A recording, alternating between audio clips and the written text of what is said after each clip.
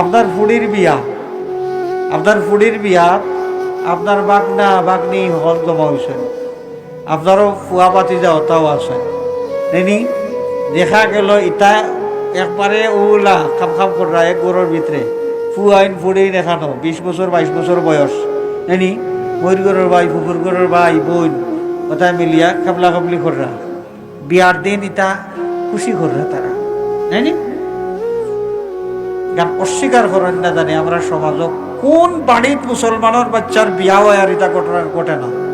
একটা বাড়ির নাম খুঁজে দেখি, প্রায়ও ঘটে, প্রায়ও ঘটে।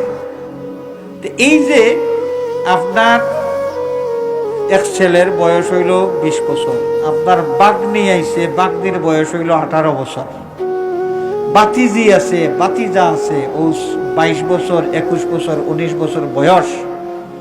অর্থাৎ ও একবারে দুমদাম কররা আড্ডা বাড্ডা দিরা। আপনি হাজি সাহেব 5 ওয়াক্ত নামাজি মানুষ, তাহাজ্জুদ গুজার, তসবিহ পড়েন, তিলাওয়াত করেন, সবটা ঠিক আছে।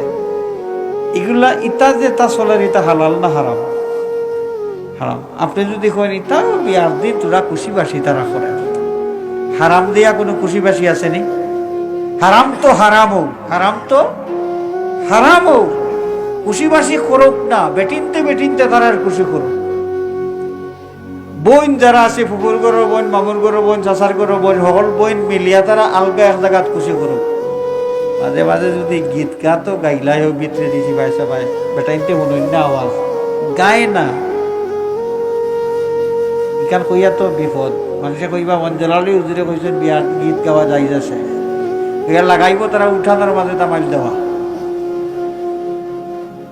এটা হোক করে দি যে কুটার থাকি আওয়াজ বেটাইনতে শুনুন না, ওলা সুফে সাফিক গীত গান গাউকা এটা যাই যাচ্ছে, বাজনা না, আনা বাজনা গীত গাউকা তারার তারার বেটিনতে উলমাইল করুকা সেইফে তারা বেটাইনতে বেটাইন্তর মামুর গরের ভাই, ফুফুর গরের ভাই, চাচার গরের ভাই সকল এখানে তাইন তাইন তাদের একটু ফুর্তি করুকা, সমস্যা কিতা।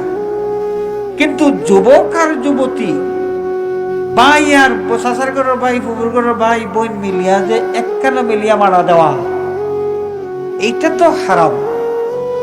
আর হারাম সব সময় হারাম। বিয়ার দিন কোন খুশিবাসীর লাগে কিতা হারাম হালাল হয়ে যায়নি। আপনি যদি আজি সাহেব আনামাতিয়া থাকেন আর কই যা করিল বা এটা খুশিবাসী করে এটা আপনি নিষেধ করেন না, যদি আপনি কিয়ামতের দিন ধরা খাইবা, কিয়ামতের দিন ধরা খাইবা। আল্লাহর নবী সাল্লাল্লাহু আলাইহি ওয়াসাল্লাম ফরমায়েন, আলা ওয়া কুল্লুকুম রাঈন ওয়া কুল্লুকুম মাসউলুন আন রাইয়াতিহি। আমার উম্মত হল জানিয়া রাখো, তুমি তান প্রত্যেকেই এক একজন রাখাল, আর কিয়ামতের দিন তোমার তান্ডে জিজ্ঞাসা করা হইব রাখালির দায়িত্ব তুমি তার কিতা পালন করছো।